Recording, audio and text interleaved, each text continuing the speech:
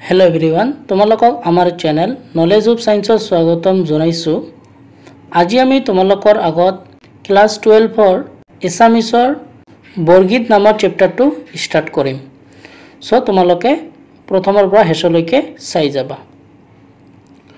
তো ইয়াতে আমি যেটো চেপ্টাৰ স্টাर्ट কৰিম সেই চেপ্টাৰটোৰ নাম হল বৰগীত। তো ইয়াতে কত দিয়া আছে কোৱেশ্চনবোৰ অতি চমু প্ৰশ্ন। তো এক নম্বৰটো কি দিয়া আছে যে মাধৱদেৱৰ জন্ম কত হৈছিল। তো মাধৱদেৱৰ জন্ম কত হৈছিল। তো ইয়াৰ উত্তৰটো কি হ'ব যে মাধৱদেৱৰ জন্ম লখিমপুৰৰ নাৰায়ণপুৰ অঞ্চলৰ লেটেকুপুখুৰীত জন্ম হৈছিল। তো যদি কোৱেশ্চন আহে যে মাধৱদেৱৰ জন্ম কত হৈছিল তোমালোকে লিখিবা মাধৱদেৱৰ জন্ম লখিমপুৰৰ নাৰায়ণপুৰ অঞ্চলৰ লেটেকুপুখুৰীত জন্ম হৈছিল। তো ইয়াৰ 2 নম্বৰ কোৱেশ্চনটো চোৱা কি দিছে যে শংকৰদেৱ আৰু মাধৱদেৱৰ প্ৰথম সাক্ষাতক কি বুলি অভিহিত কৰা হয়। তো ইয়াৰ উত্তৰটো কি হ'ব শংকৰদেৱ আৰু মাধৱদেৱৰ প্ৰথম সাক্ষাতক মণিকাঞ্চন সংযোগ বুলি অভিহিত কৰা হয়। তো এইটো এটা ইম্পৰ্টেন্ট কোৱেশ্চন হয়। তো 3 নম্বৰ কোৱেশ্চনটো চোৱা কি দিয়া আছে ইয়াতে 3 নম্বৰ কোৱেশ্চনটো হল কোনখন গ্ৰন্থক মাধৱদেৱৰ সাহিত্যিক জীৱনৰ কীৰ্তিস্তম্ভ বুলি কোৱা হয়। এইটো এটা ইম্পৰ্টেন্ট কোৱেশ্চন হয়। তো ইয়াৰ উত্তৰটো কি হ'ব যে নামঘোষা। তো ইয়াতে কেনেকৈ লিখিবা নামঘোষা গ্ৰন্থক মাধৱদেৱৰ সাহিত্যিক জীৱনৰ কীৰ্তিস্তম্ভ বুলি কোৱা হয়। আৰু ইয়াতে তোমালোকক জনাই থৈছো যে যদি কোনোবাই আমাৰ চেনেলত নতুন আহিছা তেনেহলে তোমালোকে আমাৰ চেনেলটো সাবস্ক্ৰাইব কৰি দিবা। আৰু এই চেনেলটোত আমি তোমালোকৰ আগত ফিজিক্স ম্যাথমেটিক্স এনেকুৱা ধৰণৰ ভিডিও আগবঢ়াও। সো তোমালোকে আমাৰ চেনেলটো সাবস্ক্ৰাইব কৰি দিবা। তাৰ পিছত তোমালোকে 4 নম্বৰ কোৱেশ্চনটো চোৱা মাধৱদেৱে কিমানটা বৰগীত ৰচনা কৰিছিল। তো ইয়াৰ উত্তৰটো কি হ'ব মাধৱদেৱে প্ৰায় 157টা বৰগীত ৰচনা কৰিছিল।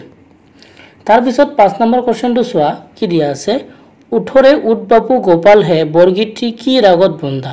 তো ইয়াৰ উত্তৰটো কি হ'ব উঠৰে উৎবাপু গোপাল হে বৰগীতটি কৌ ৰাগত বন্ধা। আশা কৰোঁ তোমালোকে কৰ যিবোৰ কোৱেশ্চন আছে সেই কোৱেশ্চনবোৰ বুজি পালা। এতিয়া তোমালোকে এইবোৰ ভিডিওটো পজ কৰি নোট ডাউন কৰি লবা। তো আমি খ নম্বৰ কোৱেশ্চনটোলৈ আগবাঢ়িছো। খ নম্বৰত কি দিয়া আছে চমু প্ৰশ্ন। 1 নম্বৰ কি দিয়া আছে বৰগীত কাক বোলে বৰগীতৰ বিষয়বস্তু কেইটা ভাগত ভাগ বা ভগাব পাৰি ভাগসমূহ উল্লেখ কৰা। তো ইয়াৰ উত্তৰটো কি হ'ব যে মহাপুৰুষ শংকৰদেৱ আৰু মাধৱদেৱে ৰচনা কৰা ভাৱৰ গাম্ভীৰ্য ভাষাৰ মাধুৰ্য সুৰৰ লালিত্য চিন্তাৰ উচ্চতাপূৰ্ণ গীতসমূহ সমসাময়িক আন গীতৰ তুলনাত বৰগীত বুলি আখ্যা দিয়া হয়। মুঠতে মহাপুৰুষ শংকৰদেৱ আৰু মাধৱদেৱৰ দ্বাৰা ৰচিত আধ্যাত্মিক ভাৱসম্পন্ন আৰু ৰাগ ৰাগিনীযুক্ত গীতসমূহক বৰগীত বুলি কোৱা হয়।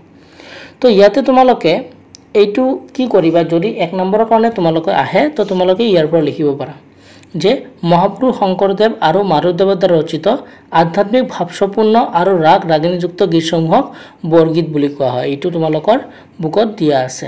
আৰু যদি তোমালোকৰ 2 নম্বৰৰ কাৰণে আহে তোমালোকে তেতিয়া কি কৰিবা তেতিয়া তোমালোকে ইয়াৰ পৰা লিখিবা যে মহাপুৰুষ শংকৰদেৱ আৰু মাধৱদেৱে ৰচনা কৰা ভাৱৰ গাম্ভীৰ্য ভাষাৰ মাধুৰ্য সুৰৰ লালিত্য চিন্তাৰ উচ্চতাপূৰ্ণ গীতসমূহ সমসাময়িক আন গীতৰ তুলনাত বৰগীত বুলি আখ্যা দিয়া হয়।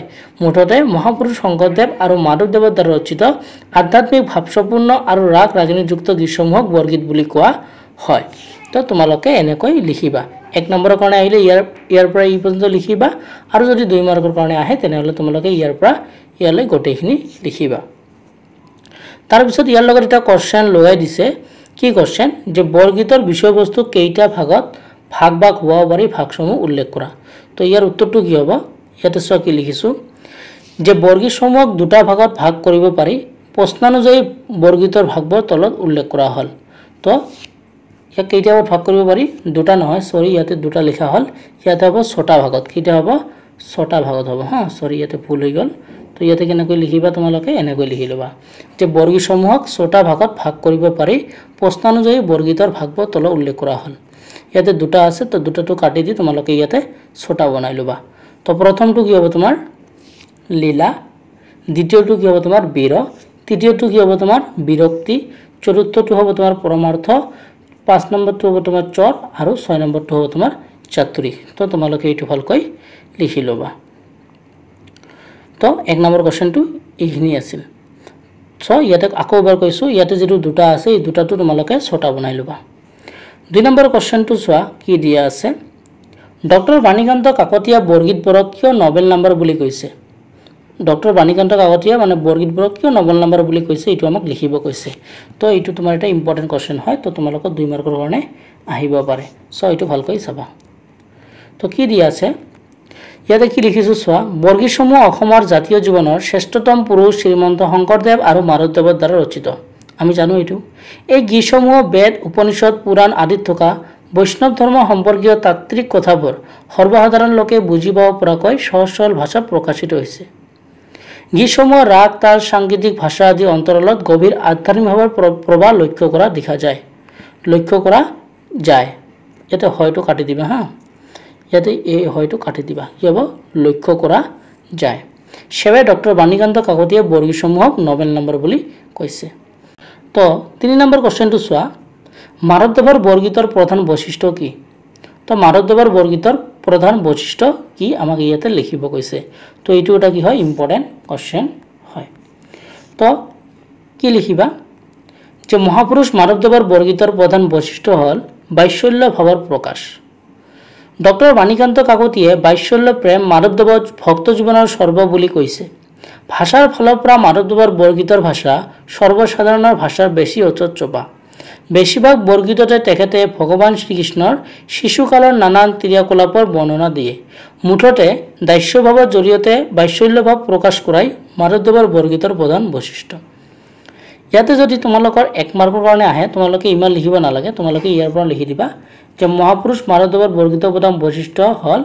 বাৎসল্য ভাৱৰ প্ৰকাশ এই পৰ্যন্ত লিখি দিলে হ'ব আৰু যদি 2 মাৰ্কৰ কাৰণে আহে তোমালোকে এটো গোটেই লিখি দিবা বুজি পালা আৰু 1 নম্বৰৰ কাৰণে আহিলে তোমালোকে প্ৰথম 2 লাইনটো লিখি দিলে হ'ব ইয়াৰ পৰা ইয়ালৈ লিখিলে হ'ব সো আজি ভিডিওতে ইয়াতে আছিল তো এইকেইটা কোশ্চেন আজি ডিসকাস কৰিলো আৰু নেক্সট ভিডিওত আমি বাকি যিবোৰ কোশ্চেন আছে সেই কোশ্চেনবোৰ ডিসকাস কৰিম সো তোমালোকে তোমাৰ বন্ধুবৰ্গলৈ আমাৰ চেনেলটো শেয়াৰ কৰি দিবা আৰু এই চেনেলটো তোমালোকে ক্লাস 12 ৰ ফিজিক্স পাবা ক্লাস 12 ৰ ফিজিক্স পাবা ম্যাথমেটিক্স পাবা আৰু আমি অন্যান্য চেপ্টাৰ যেনেকৈ কেমিষ্ট্ৰি বায়োলজি এইবোৰ আনিবলৈ ট্ৰাই কৰিম আৰু আমি ক্লাস 10 ৰ কাৰণে এমসিকিউ সিৰিজ ৰাখিছো আৰু আমি ক্লাস 10 ৰ কাৰণে বিদ্যুৎ চেপ্টাৰটো পঢ়াই আছো সো আমাৰ 10 ৰ ভিডিও অতি সোনকালে এই চেনেলটোত আহিব সো তোমালোকে আমাৰ চেনেলটো সাবস্ক্ৰাইব কৰি দিবা আৰু তোমাৰ বন্ধুবৰ্গলৈ শেয়াৰ কৰি দিবা তো আজি ভিডিওটো ইয়াতে সামৰিছো ভিডিওটো চোৱাৰ জন্য তোমালোক সবাইকে ধন্যবাদ জনাইছো